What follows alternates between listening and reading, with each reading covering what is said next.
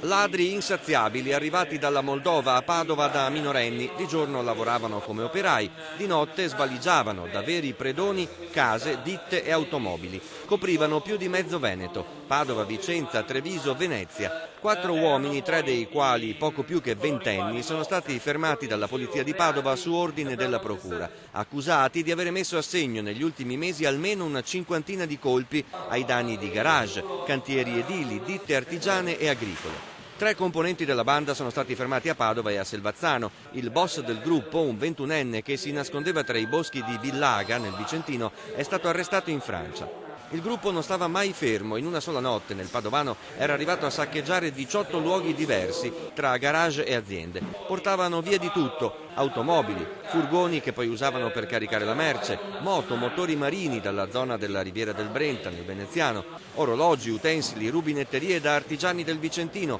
computer, navigatori e perfino olio extravergine di oliva, rubato a quintali da un'azienda agricola di Vidor, nel Trevigiano. È un gruppo di soggetti che si muove su tutto il territorio, anche estero, perché alle volte non sazi di depredare abitazioni private o aziende venete, per un periodo si spostavano nelle nazioni limitrofe. Comunque la base era qui nel Padovano ed erano veramente insaziabili perché ogni notte commettevano furti. Certo, in alcune circostanze, nonostante recuperavamo auto rubate o li controllavamo, non esitavano dopo alcune ore a iniziare i loro raid notturni.